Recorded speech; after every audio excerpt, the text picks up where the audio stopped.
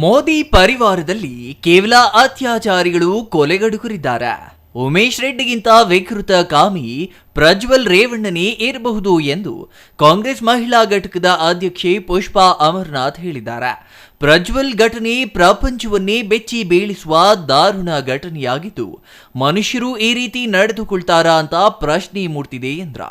BJP ಮಹಿಳೆಯರ ಸಬಲೀಕರಣ ಮಾಡ್ತೀವಿ ಅಂತ ಅಧಿಕಾರಕ್ಕೆ ಬಂದಿರುವ ಪಕ್ಷ, ಹೀಗಾಗಿ ಹೆಣ್ಣು ಮಕ್ಕಳನ್ನ ಎನ್ಡಿಎ ನಾಯಕರಿಂದ ರಕ್ಷಿಸಬೇಕಿದೆ. ಬೇಟಿ ಬಚಾವೋ ಬೇಟಿ ಪಡಾವೋ ಅವರ ಸ್ಲೋಗನ್ ಅರ್ಥವೇ ಇದೆ. ಬಿಜೆಪಿಗರಿಂದ ಆರೋಪಿಯನ್ನ ರಕ್ಷಿಸುವ ಪ್ರಯತ್ನ ನಡೆಯುತ್ತಿದೆ.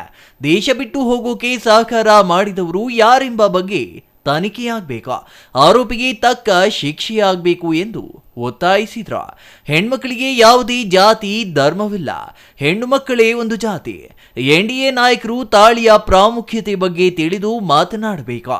ಮೋದಿ ತಾಳಿಯ ಬಗ್ಗೆ ಮಾತನಾಡಿದ್ರು ತಾರಾ, ಶ್ರುತಿ, ಮಾಳವಿಕಾ ಸೇರಿ ಯಾವ ಬಿಜೆಪಿ ಮಹಿಳಾ ನಾಯಕರು ಈ ಬಗ್ಗೆ ಮಾತನಾಡಲ್ಲ. ಬಿಜೆಪಿಗರಿಗೆ ಮಹಿಳೆಯರು ಭೋಗದ ವಸ್ತುವಾಗಿದ್ದಾರೆ. ಸಂತ್ರಸ್ತ ಮಹಿಳೆಯರ ಬದುಕು ಕತ್ತಲೆಯಲ್ಲಿದೆ ಎಂದು ಹೇಳಿದ್ರ. ಪ್ರಧಾನಿಗಳು ತಾಯಿ ಸ್ಥಾನದಲ್ಲಿರುವ ಸಂತ್ರಸ್ತ ಮಹಿಳೆಯರಿಗೆ ಭರವಸೆ ಕೊಡಬೇಕಿತ್ತು. ಪ್ರಜ್ವಲ್ ರೇವಣ್ಣ ಪೆನ್ ಡ್ರೈವ್ ವಿಷಯದಲ್ಲಿ ಬಿಜೆಪಿಗರು ಯಾಕೆ ಮೌನವಾಗಿದ್ದಾರೆ?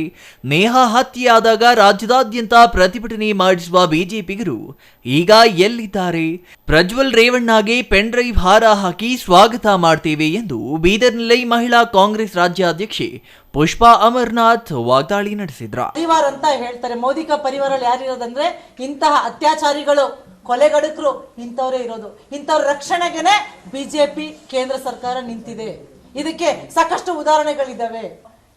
ಉಮೇಶ್ ರೆಡ್ಡಿ ಅಂತ ಇರ್ಬೋದು, ವಿಕೃತ ಕಾಮಿ ಅಂತೇಳಿ ಅವನು ಸರಣಿ ಕೊಲೆಗಳನ್ನ ನಾವು ನೋಡಿದ್ವಿ. ಅವನಿಗಿಂತಲೂ ಏನಾದ್ರು 1000 ಪಟ್ಟು ಏನಾದ್ರು ವಿಕೃತ ಕಾಮಿಯಾಗಿ ಇವತ್ತೇನಾದ್ರೂ ಜೀವಂತವಾಗಿ ಅವರು ಜೀವಂತ ಸತ್ತಂಗ್ ಮಾಡಿರ್ತಕ್ಕಂತಹ ಏನಾದ್ರೂ ವಿಕೃತ ಕಾಮಿ ಇದ್ರೆ ಇವನೇ ಇರ್ಬೋದು ಅಂತ ಅನ್ಸುತ್ತೆ. ಅವ್ರು ಬರ್ಲಿ, ಅವ್ರನ್ನ ಗೌರವದಿಂದ ಪೆನ್ ಡ್ರೈವ್ ಹಾರ ಹಾಕಿ ಕರ್ಸ್ಕೊತೀವಿ.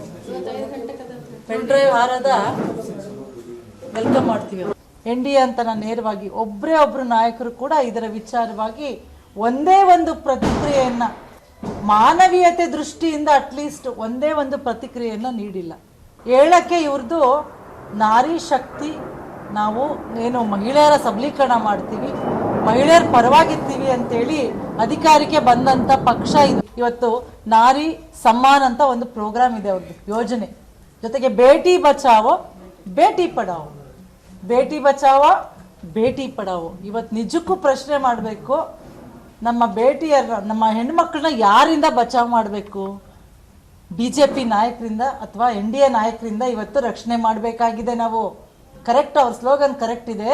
ಅವ್ರು ಹೇಳಿರೋದು ನಮ್ಮ ಪಕ್ಷದ ನಾಯಕರಿಂದನೇ ನಾವು ರಕ್ಷಣೆ ಮಾಡಿ ಇವತ್ತು ಹೆಣ್ಮಕ್ಳನ್ನ ಉಳಿಸ್ಕೋಬೇಕನ್ನೋದೇ ಅವ್ರದ್ದು ಸ್ಲೋಗನ್ ಅರ್ಥ. ತಾಳಿ ಬಗ್ಗೆ ಗೊತ್ತಿಲ್ದಿದ್ದವರು ಅದ್ರ ಪ್ರಾಮುಖ್ಯತೆ ಬಗ್ಗೆ ಮಾತಾಡ್ತಾರೆ. ಯಾವ ನಾಯಕರು ಕೂಡ ಕಾಣಿಸೋದಿಲ್ಲ. ಎಲ್ಲಕ್ಕಿಂತ ಅವಮಾನವಾದ ಸಂಗತಿ ಏನಂತಂದ್ರೆ, ಅಲ್ಲಿರ್ತಕ್ಕಂಥ ನಾಯಕಿಯರು, ಶೋಭಕಾ ಇರ್ಬೋದು, ಮಾಳವಿಕಾ ಇರ್ಬೋದು, ಸ್ಮೃತಿ ಇರಾನಿ ಇರ್ಬೋದು, ಯಾರು ತಾರಾ ಇರ್ಬೋದು, ಯಾರು ಕೂಡ ಆ ಒಂದು ಬಿಜೆಪಿ ಮಹಿಳಾ ಮೋರ್ಚಾದ ಅಧ್ಯಕ್ಷ ಇರ್ಬೋದು, ಆ ವಿಚಾರವನ್ನ ಯಾರು ಕೂಡ ಕಾಣಿಸೋದಿಲ್ಲ.